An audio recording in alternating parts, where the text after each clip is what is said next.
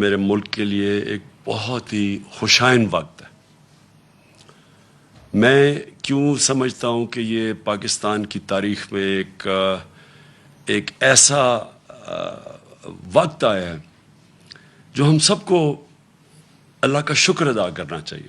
وہ کیوں کہ دیکھیں، ایک قوم کے اندر جب شعور آ جاتا ہے، جب وہ بیدار ہو جاتی ہے، جب اس کو سب سے بڑی بات کہ اپنے نظریے کی سمجھ آ جاتی ہے کہ کیوں بنی تھی یہ قوم، تو اس سے زیادہ ہم اللہ کا شکر ادا نہیں کر سکتے.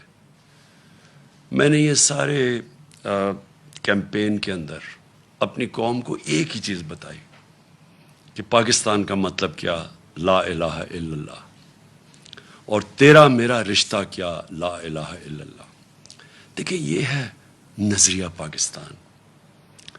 لا الہ الا اللہ محمد رسول اللہ ایک فلسفے کا نام ہے. ہم اس کو جس دن ہم سمجھ گئے، ہم اپنا نظریہ سمجھ جائیں گے، اور جب ہم اپنا نظریہ سمجھ گئے تو یہ قوم ایک عظیم قوم بن جائے گی. کبھی بھی قوم نظریے کے بغیر نہیں بنتی. ایک قوم جس کا نظریہ ہی نہیں ہے، وہ قوم ہی نہیں بن سکتی. وہ ہجوم ہوتا ہے عوام کا. تو میں آج خوش ہوں. دیکھیں، جب ایک بیرونی سازش کے تحت ہمارے اوپر یہ امپورٹڈ حکومت مسلط کی گئی، تو سب سے بڑی بات یہ کہ عوام نے یہ پوچھنا شروع کیا کہ کیا اگر ہم نے انگریز کی غلامی سے نکل کے، پھر قائد اعظم نے جد و جہد کر کے ہندوز کی غلامی سے نکال کے پاکستان بنایا تھا، تو ہم کسی اور کی غلامی کے لیے تیار نہیں ہیں. اور جس طرح ایک بیرونی سازش جو ہمارے اس کے تحت ہمارے اوپر یہ لوگ مسلط کیے گئے، میں نے اپنی قوم کے اندر وہ شعور اور بیداری دیکھی جو میں ابھی تک نہیں دیکھی تھی. اور میں اس لیے خوش ہوں کہ اب ہم اللہ کے فضل سے ایک قوم بننے جا رہے ہیں. اور جب ایک قوم بن جاتی ہے نا، میرے پاکستانیوں سن لیں ذرا، جب ہم قوم بن جائیں گے اور بننے کی طرف جا رہے ہیں، تو یہ جو مسئلے ہیں نا، ہمارے قرضے کے، ہمارے مسئلے ہیں کہ جی ہمارے پاس پیسہ نہیں ہے ملک چلانے کے لیے، یہ جتنے بھی ہمارے مسئلے ہیں، یہ سارے حل ہونا شروع ہو جائیں گے. آپ یہ سوچیں کہ اس ملک کی کتنی بدقسمتی ہے کہ جو لوگ اس ملک کے ایلیٹ ہیں، اشرافیہ ہیں، کتنے لوگ ہیں جو پیسے والے، جنہوں نے باہر فلیٹ نہیں لیے ہوئے، لندن میں فلیٹ لیے ہوئے ہیں، ملک سے باہر پیسہ رکھا ہوا ہے. یہ کیوں رکھا ہوا ہے؟ یہ اس لیے رکھا ہوا ہے کہ بلیو ہی نہیں کرتے پاکستان میں. آپ نے کبھی سنا ہے کہ برطانیہ یا فرانس یا یورپ یا وہ اپنے پیسے ملک سے باہر رکھیں، اپنے بچوں کو باہر کا شہری بنا دیں؟ کبھی آپ نے سنا ہے؟ تو ایک طرف ہم جو لیڈرشپ ہے وہ کہتی ہے کہ ہم پاکستان کے لیے مرنے کے لیے تیار ہیں، اور پیسے ہم نے اپنے باہر رکھے ہوتے ہیں، جائیدادیں ہماری باہر ہیں، ہم عیدیں باہر گزار رہے ہیں، اپنی چھٹیاں، علاج، سب کچھ رہے ہیں، شاپنگ باہر ہے. دیکھیں، ایسے قوم نہیں بن سکتی. میں پہلی دفعہ یہ قوم کے اندر جو بیداری دیکھ رہا ہوں، میں بار میں نے اللہ کا خاص رات کو شکر ادا کیا کہ ایک وہ قوم جو اتنی قربانیوں سے بنی تھی. قائد اعظم کی اگر آپ ان کی تاریخ پڑھ لیں تو جس طرح کی وہ ان کی جو صحت تھی، اور جس طرح انہوں نے ایک اپنی صحت کو نظر انداز کر کے بیماری کا بھی نہیں پتہ چلوانے دیا ڈاکٹرز کو، تاکہ مخالفین کو نہ پتہ چل جائے، وہ پاکستان بننے سے روک دیں. اس طرح کی قربانیوں سے ملک بنا تھا. اور جو ہم بڑے ہو رہے تھے، سارے ایسٹ پنجاب سے جو لوگ آئے تھے، اور میری اپنی فیملی وہاں سے جب پارٹیشن کے اوپر آزادی پہ یہاں پاکستان آئے تھے، شاید ہی کوئی خاندان تھا جنہوں نے وہ قتل عام نہیں دیکھی. تو اس لیے جدھر آج ہم کھڑے ہیں، ہمیں ساری قوم کو فخر کرنا چاہیے کہ جس طرح لوگ نکلے، اور جس طرح پھر سے خواتین نکلی، یعنی گھروں میں انقلاب آیا، اور جو ہمارا نوجوان نکلا، یہ ایک نیا پاکستان ہے. نیا پاکستان جو میں بڑی دیر سے اللہ سے دعا مانگتا تھا کہ وہ پاکستان بنے، جو ہمارے جو میرے ماں باپ تھے، ان کی ساری جنریشن، وہ سارے بیچارے مایوس ہوتے گئے جب دیکھا کہ اس نظریے سے ہم پیچھے ہٹتے گئے. اب میں جو ملک کے حالات کے اوپر بات کرنا چاہتا ہوں. دیکھیں، ہماری جب حکومت تھی تو ایک سیاسی بحران پیدا کیا گیا، مصنوعی سیاسی بحران. ایک حکومت چل رہی تھی، پاکستان کی اکنامک سروے کے اندر آپ پڑھ لیں، یہ حکومت کی اکنامک سروے کے متعلق جو چھپتی ہے، کہ جو جائزہ لیتی ہے ملک کی جو معیشت اوپر جا رہی ہے، کیا کر رہی ہے، اس کے اوپر اس کی طبیعت کیسی ہے. تو پاکستان کی اکنامک سروے کے مطابق 17 سال کے بعد سب سے زیادہ ہمارے آخری 2 سال میں ملک کی اکانومی ترقی کی ہے. ہماری گروتھ ریٹ بڑھی ہے 5.6% تیسرے سال، اور 6% جس سال ہمیں ہٹایا گیا. اس وقت ملک کی ساری جو انڈیکیٹرز تھے وہ صحیح طرف جا رہے تھے. سب سے بڑی چیز ہوتی ہے لارج سکیل مینوفیکچرنگ، آپ کی انڈسٹری. جب آپ کی انڈسٹری بڑھتی ہے تو سب سے زیادہ روزگار دیتی ہے. ہم نے ان ساری حکومتوں سے زیادہ کرونا کے باوجود سب سے زیادہ روزگار دیا تھا. تو لارج سکیل مینوفیکچرنگ جب بڑھتی ہے آپ کا ٹیکس بڑھتا ہے، وہ جب بڑھتی ہے روزگار کے علاوہ ملک کے اندر ویلتھ کریشن ہوتی ہے، دولت میں اضافہ ہوتا ہے. تو لارج سکیل مینوفیکچرنگ ریکارڈ طریقے سے بڑھ رہی تھی. زراعت، جس کے اوپر ہماری 60% آبادی اپنی زراعت کے اوپر ڈپینڈ کرتی ہے، زراعت کے اندر 4 فصلوں کے اندر ریکارڈ 2 سال ریکارڈ پرفارمنسز تھی. کسانوں کے پاس وہ پیسہ گیا جو اتنی سالوں کے بعد کبھی ایسا پیسہ نہیں ٹرانسفر ہوا تھا کسانوں کے پاس. جو گنے کی بیچارہ کسان جو پہلے باہر شوگر ملز کے انتظار کرتا تھا، اس کو پیسے بھی نہیں ملتے تھے، کٹوتی ہوتی تھی، اور وہ اس کے بعد کچھ جب کم اگر 180 ریٹ ہے تو اس بیچارے کو 120 ملتا تھا، اور پھر وہ 1 سال کے بعد سب کچھ ہم نے ختم کیا، قانون بنائے اور ان کو پیسہ دلوایا، سب سے زیادہ پیسہ دلوایا. پیسہ گیا دیہاتوں کی طرف. اس کے بعد وہاں خوشحالی آئی، ریکارڈ موٹر سائیکل سیلز ہوئی، اس کا مطلب وہاں پیسہ گیا. تو زراعت بھی صحیح راستے پہ تھی، ہماری انڈسٹری بھی صحیح راستے پہ بڑھ رہی تھی. ٹیکسٹائل کے اندر سارے ریکارڈ ٹوٹ گئے. فیصل آباد کے اندر مزدور نہیں ملتے تھے ٹیکسٹائل کے لیے، انڈسٹری کے لیے. تو اس دور کے اندر جب ہماری ایکسپورٹس بھی ریکارڈ ہو گئیں، ہماری ریمیٹنسز بھی ریکارڈ ہو گئیں، یعنی سب پاکستان کی تاریخ میں سب سے زیادہ ملک میں ڈالرز آ رہے تھے.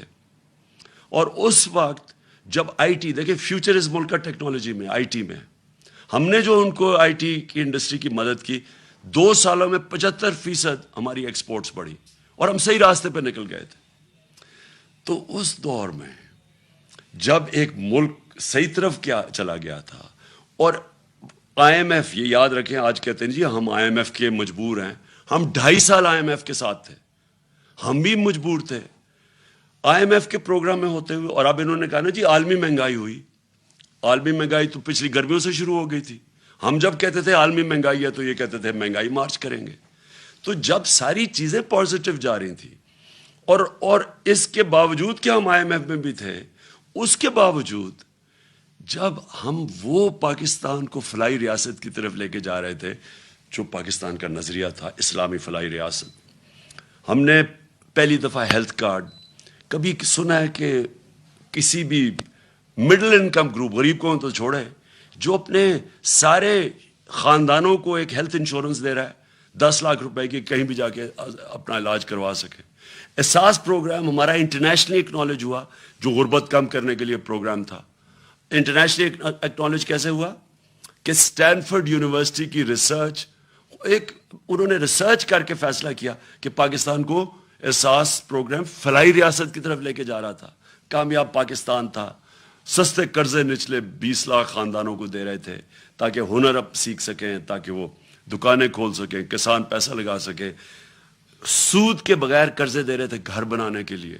پھر پوری ایک ہاؤسنگ کا ہمارا پورا انسینٹیوائز کر رہے تھے, بینک پیسے دیں, کم سود کے اوپر لوگ گھر بنائیں, جتنا کرائے دیتے تھے اسی کرائے کے اوپر قسطیں پے کر کے اپنا گھر بنا لیں. یہ ساری چیزیں چل رہی تھیں. اس وقت سازش کر کے ہماری حکومت گرائی گئی, اور جب ہماری حکومت جب گرانے جا رہے تھے تو میں نے اور شوکت ترین نے پوری کوشش کی آگاہ کرنے کے لیے کہ یہ جو آج حالات ہیں انٹرنیشنل, جدھر ایک عالمی مہنگائی آئی ہوئی ہے جس کو کہتے ہیں کموڈٹی سپر سائیکل, اور اس کے علاوہ جو اس ملک کے اندر, جو ہمارے ملک کے اندر جو حالات ہیں اس وقت, اگر یہ گورنمنٹ گرائی گئی تو جب سیاسی اگر بحران آیا تو معیشت نہیں سنبھالی جائے گی. ہم نے یہ آگاہ کیا, وہ لوگ جو روک سکتے تھے اس کو, کہ معیشت ہی سنبھالی جائے گی. اور خاص طور پہ ان لوگوں سے آپ ذرا ان کا ٹریک ریکارڈ دیکھیں, یہ کب انہوں نے ہماری ملک کی معیشت ٹھیک کی ہے. اور سب سے بڑی انڈیکیشن ہوتا ہے جب آپ ایک ملک کی معیشت کو ٹھیک کرتے ہیں تو آپ کی ایکسپورٹس بڑھتی ہیں, جس سے ڈالرز ملک میں آتے ہیں, جس سے ویلتھ کریشن ہوتی ہے. ان کے پچھلے 5 سال تو ایکسپورٹس بڑھی نہیں, جو یہ نون لیگ کے 5 سال تھے. ان کے جو دوسرے دور میں جو 97 سے 99 تک تھا, تب بھی کوئی ان کی ایکسپورٹس کے اندر اضافہ نہیں تھا. دونوں دفعہ انہوں نے اتنے بڑے بیرونی خسارے چھوڑ کے گئے. تو ان سے تو بڑھنی نہیں تھی, اور ہمیں پتا تھا کہ کیوں آنا چاہتے ہیں, اور وہ واضح ہو گیا. آتے ساتھ ہی انہوں نے اپنے کرپشن کے کیسز معاف کروانے کی کوشش کی. وہ اسمبلی سے بل پاس کروا دیا ہے, جو انشاءاللہ میں کل سپریم کورٹ میں چیلنج کر رہا ہوں کہ 1100 ارب روپے کے, جب آپ اس کو ایگزامن کریں, 1100 ارب روپے کا جو پیسہ اس ملک کا چوری ہوا ہے, جو یہ لوگ جو اسمبلی میں بیٹھے ہوئے ہیں ان کا معاف ہونے جا رہا ہے. اور اس لیے وہ آئے تھے, کیسز اپنے ختم کروا رہے ہیں. ایف آئی اے کا کیس جو شہباز شریف کے اوپر اوپن اینڈ شٹ کیس, اس کے اور اس کے بیٹے کے اوپر 16 ارب روپے وہ معاف کروانے جا رہے تھے. تو یہ ہونا ہی تھا جو ہوا ہے. اور آج ہم کدھر کھڑے ہیں؟ آج بلومبرگ جو اب ایک انٹرنیشنل ادارہ ہے, سب اکانومسٹ جانتے ہیں, اس انٹرنیشنل ادارے کے مطابق آج پاکستان 4تھے نمبر پہ ہے وہ ملک جو ڈیفالٹ کرنے جا رہا ہے. ڈیفالٹ کا مطلب کہ ہمارے پاس ہم بینکرپٹ ہونے جا رہے ہیں, ملک کا دیوالیہ نکلنے جا رہا ہے. جس طرح سری لنکا جو نمبر 1 پہ ہے, جس طرح سری لنکا کا حال ہے, اب ہم 4تھے نمبر پہ آ گئے. اور موڈیز نے پاکستان کی نیگیٹو ریٹنگ کر دی ہے. موڈیز ہے جو ادارہ فیصلے کرتا ہے کہ ملک کے قرضے دینے کی اس کی کیا قابلیت ہے, قرضے واپس کرنے کی کیا قابلیت ہے. ہم جب تھے انہوں نے نیگیٹو سے اس کو پازیٹیو کیا تھا, آج وہ پھر نیگیٹو پہ چلی گئی ہے. اس کا مطلب کہ ہمیں قرضے بھی ملیں گے, تو بہت مہنگے قرضے ملیں گے. اور وہ بھی ہمارے جو بانڈز ہیں ان کی اب قیمت دیکھیں کدھر سے کدھر گئی ہے, یعنی کس قیمت کے اوپر پاکستان کو اب قرضہ ملے گا. مجھے جو سب سے زیادہ خطرہ ہے وہ وابڈا کا ہے. وابڈا خود قرضے لیتی تھی باہر یہ ڈیمز بنانے کے لیے, آج اس کی ریٹنگ نیچے گر گئی ہے. اس کا مطلب وابڈا کو باہر سے قرضے نہیں ملیں گے, اور یہ جو اتنی 50 سال کے بعد ڈیمز بنانے جا رہے تھے. تو آج یہ جو سارا معاشی بحران ہے, اس کی وجہ تھی یہ سیاسی بحران جو ان کی سازش کی وجہ سے آیا تھا. اور مجھے کوئی چیز نہیں نظر آ رہی کہ اب یہ اس کو کیسے روک سکتے ہیں. آپ یہ سوچیں کہ ریزروز ہمارے آدھے ہو گئے جب سے یہ آئے ہیں, جب سے یہ سیاسی بحران شروع کیا تھا اس سے اب آدھے ریزروز ہیں جو فورن ایکسچینج. روپیہ ہمارا گر کے تقریباً 28 روپے گر چکا ہے. اور سب سے خطرناک چیز یہ ہے کہ آئی ایم ایف کی اگریمنٹ کے سائن ہونے لگی ہے, روپے کو تو مضبوط ہونا چاہیے تھا, وہ مزید اور 10 روپیہ گر گیا. تو آگے اگر جس طرح کے حالات ہیں, آگے اگر اب ہم نے اب سبق نہ سیکھا اور یہ نہ سمجھا کہ جب تک سیاسی سٹیبلٹی, جب تک سیاسی بحران ختم نہیں ہوگا, یہ معیشت اب اور مزید نیچے جائے گی. اور مجھے خطرہ ہے کہ ادھر ہی نہ پہنچ جائے کہ سب کے ہاتھ سے نکل جائے. اس لیے ایک ہی راستہ ہے اب آگے, اور وہ ایک راستہ ہے صاف اور شفاف الیکشنز کروانے کا. اور میں آج اپنی قوم کے سامنے جو چیز رکھنا چاہتا ہوں جس طرح کا انہوں نے پنجاب میں الیکشن کروایا، ایسا اگر الیکشن کروانا ہے اور اگر یہ اسی طرح کے آگے الیکشن کروانے ہیں، میں آپ کو یقین دلاتا ہوں کہ اس سے بحران بڑھے گا، کم نہیں ہوگا۔ ہر حربہ استعمال کیا گیا ہمیں الیکشن ہرانے کا۔ ساری جتنی پنجاب کی حکومت کے پاس جتنے بھی طریقے تھے ہمیں الیکشن ہرانے کے، انہوں نے سارے استعمال کیے۔ سپریم کورٹ کی ججمنٹ تھی کہ کسی قسم کا، جب انہوں نے ایک غیر آئینی طور پہ انہوں نے اجازت دی حمزہ شریف کو چیف منسٹر بننے کی، تو سپریم کورٹ نے ساتھ کہا کہ کسی قسم کی مداخلت نہیں ہوگی اسٹیٹ مشینری کی الیکشن پہ۔ انہوں نے ہر قسم کی مداخلت کی۔ ایک تو اسٹیٹ مشینری پوری استعمال کی، ایف آئی آرز کاٹی، پولیس کے ذریعے ڈرایا دھمکایا گیا، ہر جگہ سے ہمارے پاس کمپلینٹس آئے کہ جو پولیس نے حرکتیں کی۔ کئی جگہ تھے ایسے پولیس آفیسرز، تو وہ میں آج داد دوں گا، وہ اس کے باوجود کہ ان کے اوپر پریشر ڈالا گیا کہ مدد کریں ان کو جتانے کی نون لیگ کو، اس کے باوجود انہوں نے ریزسٹ کیا۔ ان کو میں سلام کرتا ہوں، لیکن میرے ایک وہ یاد ہے مجھے جس پولیس آفیسر نے صرف یہی نہیں کہ انہوں نے مداخلت کی، وہ بلکہ نون لیگ کے جالے بن کے انہوں نے ہمارے خلاف ایکٹیویٹی کی۔ ہمیں ایک یاد ہے۔ سپریم کورٹ کی یہ وائلیشن تھی، کنٹیمپٹ تھا سپریم کورٹ نے جو ان کو کہا تھا کہ انہوں نے کسی قسم کی، کیونکہ یہ عارضی چیف منسٹر، یہ کیئر ٹیکر ٹائپ تھا، اس کا کام ہی نہیں تھا حمزہ شریف کا کہ جس طرح استعمال کرتا پولیس کو۔ لیکن مجھے جو سب سے زیادہ جو افسوس ہے وہ یہ چیف الیکشن کمشنر کے اوپر ہے۔ چیف الیکشن کمشنر نے جو بددیانت داری کی ہے، ایک تو اہلیت بھی اس کے اندر نہیں ہے۔ 40 لاکھ لوگوں کو انہوں نے ان کو پتہ چلا کہ جی وہ کوئی کمپیوٹر مسٹیک ہوئی اور مر گئے۔ کہیں دنیا کے اندر اور اگر یہ ہوتا 40 لاکھ ووٹر مر جاتے، اس کو ریزائن کرنا پڑتا۔ لیکن اس کے علاوہ اس نے پوری طرح شرکت کی نون لیگ کو جتانے کے لیے۔ ہم 8 ہمارے پاس کیسز ہیں، 8 کیسز ہیں جو ہم الیکشن کمیشن کے پاس گئے اور وہ جائز کیسز لے کے اس کے پاس گئے، اس نے ریجیکٹ کر دیے۔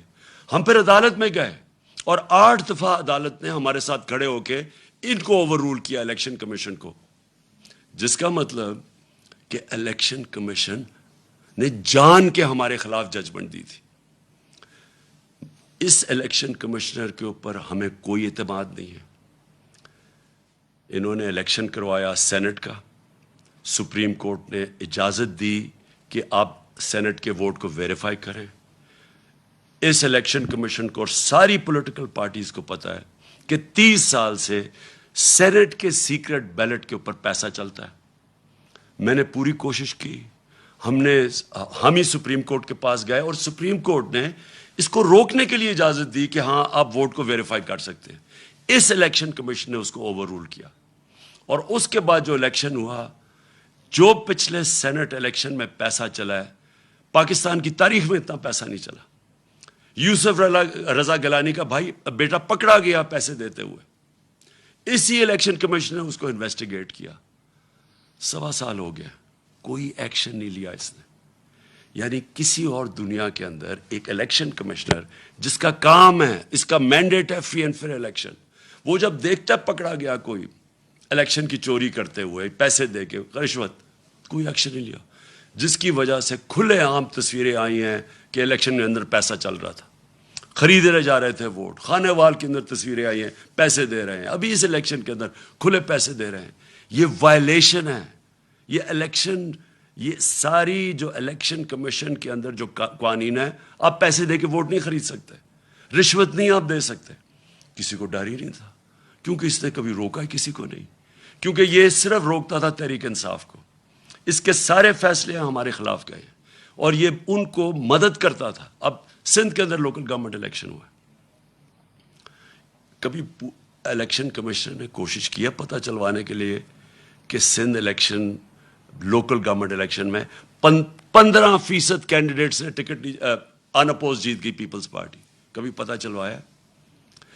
ڈسکا کا الیکشن ہوا، وہ تقریباً 400 پولنگ سٹیشن میں صرف 20 پولنگ سٹیشنز کے اوپر آر او نے کہا کہ بے ضابطے ہوئی ہیں. اس نے سارا الیکشن کھول دیا پی ٹی آئی کے ہمارے اگینسٹ، جو ہمیں ہروایا اس نے. تو جب لوکل گورنمنٹ الیکشن سندھ کا ہوا ہے 15% لوگوں نے الیکشن پہ کھڑے ہی نہیں ہوئے. پتہ چلوایا کیوں؟ اور جب پتہ چلوائیں گے پیپلز پارٹی حکومت نے پوری پولیس کا استعمال کیا. پتہ چلوائیں کتنوں کے اوپر ایف آئی آرز کاٹی انہوں نے، اور پتہ چلوائیں کہ کیوں سندھ کا الیکشن کمیشن نے، جو ان کا سندھ کا الیکشن کمیشن، کیوں نہیں وہ بولا؟ کیونکہ وہ سندھ گورنمنٹ کا نوکر ہے. وہ دونوں جگہ سے پیسے لے رہا ہے، سندھ گورنمنٹ سے بھی لے رہا ہے، الیکشن کمیشن سے بھی لے رہا ہے. اس کا کورٹ پڑا ہوا ہے، اس کا کیس پڑا ہوا ہے سپریم کورٹ میں، جو سنا ہی نہیں جا رہا. تو کیا وجہ ہے کہ یہ اتنی بڑی الیکشن کے اندر جو اوپنلی دھاندلیاں ہوتی ہیں اس کو فکر ہی نہیں ہے. صرف تحریک انصاف ڈسکا کے اوپر وہ کھڑا ہو گیا کہ جی بڑا اس نے کوئی انصاف دینا. یہ اس الیکشن کے اندر اس الیکشن کمیشن نے ہر حربہ استعمال کیا ہمیں ہرانے کا. ہم آج جیتے ہیں تو اس کے باوجود، ہم جیتے ہیں تو اسٹیٹ مشینری جو انہوں نے استعمال کی اس کے باوجود جیتے ہیں. ہم جیتے اس لیے ہیں کہ پاکستان کے ووٹر جس طرح نکلا ہے، جنرل الیکشن میں ایسا ووٹر نہیں نکلا جو کہ اس بائی الیکشن میں نکلا ہے. میں 26 سال سے جلسے کر رہا ہوں. میری تو کوئی الیکٹیبل نہ تھا، نہ میری کوئی فیملی تھی پالیٹکس میں. میں تو شروعات تھوڑے سے لوگوں سے، اور آہستہ آہستہ پبلک میں جا کے بیداری پیدا کر کے، اور ایک دن 14-15 سال کے بعد دن ایسا آیا کہ لوگوں نے میری بات سننی شروع کر دی. باتیں یہی میں کہہ رہا ہوں، پاکستان کا مطلب کیا، لا الہ الا اللہ، یہ میں 26 سال سے کہہ رہا ہوں. یہ کوئی نئی بات نہیں کر رہا. لیکن ایک وقت آیا کہ اللہ نے لوگوں کے دلوں میں ڈال دیا اور میری پارٹی کھڑی ہونی شروع ہوئی. اور میں نے ساری پالیٹکس کی ہے پبلک کو ساتھ ملا کے. کبھی 26 سال میں نے کبھی اس طرح کی بیداری نہیں دیکھی. میں نے کبھی اپنی قوم میں ایسا شعور نہیں دیکھا جو میں نے اس بائی الیکشن ان 3 مہینے میں دیکھا. جب مجھے سازش کے تحت 9 اپریل کو جب میں پرائم منسٹر ہاؤس سے نکلا اپنی ڈائری پکڑ کے، تو میرے مخالفین سب کا، جنہوں نے سازش کی، ان کا خیال تھا کہ اب مٹھائیاں بنٹے گی اور ساری دنیا اس کو برا بھلا کہے گی. میڈیا کا پورا ایک گروپ ساتھ ملا ہوا تھا ان کے، اور ان میڈیا نے پوری کیمپین چلائی اس کے اگینسٹ. میں پھر سلام کرتا ہوں وہ میڈیا جو اس کے باوجود کھڑا رائے حق پہ، سچ پہ. کیمپین چلائی گئی. انہوں نے پہلے بلیک آؤٹ کروایا ہمارا، اور پھر ان ساروں نے آ کے میرے پر کیسز بنانے شروع کر دیے. ہمیں جو 25 ہم جب ایک پرامن احتجاج کر رہے تھے کہ بیرونی سازش کے تحت ان کو بٹھایا ہے، وہ لوگ 60% کیبنٹ ضمانت پہ. شہباز شریف اور اس کا بیٹے کو سزا ہونے لگی تھی ایف آئی اے کیس میں. کبھی کوئی تصور کر سکتا ہے کہ الیکشن کمیشن اجازت دے دے ان لوگوں کو الیکشن لڑنے کی؟ عموماً ساری دنیا میں الیکشن کمیشن، اگر آپ کے اوپر آپ انڈر ٹرائل ہوں، آپ کے اوپر اربوں روپے کے کرپشن کے کیسز ہوں، تو عموماً الیکشن کمیشن کہتی ہے کہ پہلے اپنے آپ کو کلیئر کرو اور پھر آ کے الیکشن لڑو. یہاں الیکشن لڑا رہے تھے اپنے آپ کو کلیئر کرنے کے لیے کرپشن سے. یہ کبھی دنیا میں ایسے نہیں ہوا کہ آپ پہلے الیکشن لڑے، آپ اقتدار میں، اور پھر اپنے کیسز ختم کر دیں، یعنی خود ہی ملزم ہی قاضی بن جائے. یہ الیکشن کمیشن نے اجازت دی تھی ان کو. یہ لوگ آ کے اوپر بیٹھے. 25 مئی کو میں کبھی نہیں بھولوں گا. قوم نکلی، ساری قوم نکلی ان کے خلاف، جو انہوں نے یہ ہمارے ملک سے ظلم کیا. اور انہوں نے ان لوگوں کے اوپر جس طرح کا تشدد کیا، وہ پولیس والوں نے جو کیا پنجاب کے اندر، جو، اور ایک پولیس والا مجھے یاد ہے، انہوں نے جو کیا پنجاب میں، یہ جو رانا ثناء اللہ اور شہباز شریف نے یہ جو جہاں ظلم کیا اسلام آباد میں، اور ان کو شرم نہیں آئی کہ وہاں فیملیز نظر آ رہی ہیں اور ان کے اوپر یہ ٹیئر گیسنگ کر رہے ہیں، اور صرف اس لیے ڈر لگے، خوف پھیلانے کے لیے کہ ہم ان کو اتنا خوف پھیلائیں گے کہ یہ چپ کر کے بیٹھ جائیں گے، کیونکہ یہ بھیڑ بکری ہیں. یہ آپ کو انسان نہیں سمجھتے، یہ قوم کو بھیڑ بکریاں سمجھتی ہیں کہ جو مرضی آ کے فیتے کاٹ لو اور شہباز شریف ادھر ادھر بھاگ جائے تو سمجھے کہ جی لوگ بیوقوف مان جائیں گے. تھوڑی دیر کے لیے سب کو آپ پاگل بنا سکتے ہیں. سارا وقت کوئی بھی انسان نہیں آیا جو کہ سب لوگوں کو پاگل بنا سکے، اور یہ واضح ہو گیا جس طرح پبلک نکلی ہے۔ انہوں نے ڈرانے کی کوشش کی، لوگوں نے اپنی جو خوف کا جو بت ہے اس کو توڑ دیا، پبلک نکلا ہی باہر، اور پبلک نے ہر چیز، انہوں نے ووٹس پھینکی ہوئی تھی لوگوں کو، فیملی تو ایک فیملی کا ادھر ووٹ ہے دوسرا کا وہاں باہر، یعنی جو انہوں نے یہ الیکشن کمیشن نے حرکت کرنی تھی سب کر دی، اس کے باوجود عوام نے ان کو شکست دی۔ اور میں وہ جو 25 مئی کو جو قوم کھڑی ہوئی ہے اس دن، اور جو انہوں نے برداشت کیا اور اس کے بعد بار بار نکلتی رہی ہے، کبھی اتنے بڑے جلسے نہیں ہوئے، اس سے یہ ثابت ہو گیا جو میں آج شروع کی تھی اپنی تقریر کہ میں اس لیے آج بڑا خوش ہوں کہ میری قوم آج قوم بننے جا رہی ہے، لوگ جاگ چکے ہیں، شعور آ گیا، بیداری ہے لوگوں کے اندر۔ اب آپ جو مرضی کر لیں، یہ جو بوتل سے جن نکلا ہے نا شعور کا، اس کو واپس نہیں آپ ڈال سکتے۔ جو بھی کوشش کرے گا اب کہ پبلک کے مینڈیٹ کو چوری کرے، کوئی بھی سمجھتا ہے کہ بند کمرے میں فیصلہ کر لیں گے ملک کے مستقبل کا، اب یہ کسی غلط فہمی میں نہ رہے۔ یہ ملک اب، یہ قوم حقیقی آزادی کی طرف چلی گئی ہے۔ یہ جو ساری کیمپین تھی یہ لوگوں نے اس لیے نہیں کی کہ جی کوئی بائی الیکشن ہو رہا ہے، لوگ اپنی حقیقی آزادی کے لیے نکلے ہوئے تھے۔ جو میں نے آج جب جذبہ دیکھا ہے 26 سال کی پالیٹکس میں، میں نے کبھی اس قوم میں وہ جذبہ نہیں دیکھا، میں نے ایسے نہیں لوگوں کو نکلتے دیکھا۔ اور میں اس لیے کہہ رہا ہوں کہ اب 2 ہی راستے رہ گئے، جو بھی اب کوشش کرے گا نا کہ ان کا مینڈیٹ چوری کرنے کے لیے، وہ خود جس طرح یہ انہوں نے شکست ہوئی ہے نون لیگ کو، ان کو شکست ہو جائے گی۔ ایک راستہ ہے اب قوم کا، اور وہ راستہ ہے صاف اور شفاف الیکشنز۔ جو اس کے علاوہ، میں بار بار کہہ رہا ہوں، اور میں جب مجھے انہوں نے ہٹایا وہاں سے، جب ہٹانے کی کوشش کر رہے تھے، تو میں نے، آپ کو پتا کہ میں نے الیکشنز اناؤنس کر دیے تھے، لیکن پھر وہ ہماری عدالتوں نے اس کو اوور ٹرن کر دیا۔ میں ابھی بھی سمجھتا ہوں کہ ملک کے لیے وہ بہترین فیصلہ تھا۔ اگر سیاسی انتشار پیدا ہی کر دیا تو بیسٹ طریقہ عوام کو فیصلہ کرنے دیں کون، کس کو وہ چاہتے ہیں کہ اس ملک کی قیادت کرے۔ میں ابھی بھی یہ کہہ رہا ہوں، ایک راستہ ہے اس قوم کا، صاف اور شفاف الیکشن، اور صاف اور شفاف الیکشن اس الیکشن کمیشن کے اندر نیچے کبھی بھی نہیں ہو سکتا۔ یہ ایک ملک کی جو سب سے بڑی سیاسی جماعت ہے، اس کو کوئی اعتماد ہی اس الیکشن کمیشن پہ نہیں ہے۔ بار بار یہ ہمیں ڈسا ہے، بار بار یہ ہمارے خلاف کیا ہے، اور اس نے کھل کے ہمارے اسٹیٹمنٹس دیے ہیں، اور ہمیں پتہ ہے یہ لاہور میں جا کے کن کے قدموں میں بیٹھتا رہتا۔ میں یہ اس الیکشن کمیشنر کو آج کہوں گا کہ آپ کے پاس راستہ ہے، آپ ریزائن کریں۔ ایک ہی آپ کے لیے طریقہ ہے، آپ ہو ہی نہیں سکتا کہ جب میچ کھیلنے جا رہے ہیں، 2 ٹیمیں ہیں، ایک ٹیم کہتی ہے مجھے امپائر پہ اعتماد ہی نہیں ہے۔ کرکٹ میں بھی جب ہم میچ کھیلنے جاتے تھے، ہم کہتے تھے ایک امپائر پہ اعتماد نہیں، اس امپائر کو ہٹایا جاتا تھا۔ ہمیں اعتماد ہی نہیں ہے اس کے اوپر، اور یہ ہمارے اوپر مسلط ہوا ہے۔ اور دوسری چیز، جج ہے، یہ امپائر الیکشن جج بھی ہے، جج کا کام کر رہے ہیں نا، 2 جو کمپیٹ کر رہے ہیں، جج نے فیصلہ کرنا ہے۔ ہر عدالت کے اندر اگر آپ ایک جج کو سمجھتے ہیں متنازع ہے، وہ ریکیوز کرتا ہے اپنے آپ کو۔ تو مہربانی کر کے آپ کو ریزائن کرنا چاہیے۔ ہمیں کوئی آپ کے اوپر کانفیڈنس نہیں ہے، قوم کو آپ کے اوپر کوئی کانفیڈنس نہیں ہے۔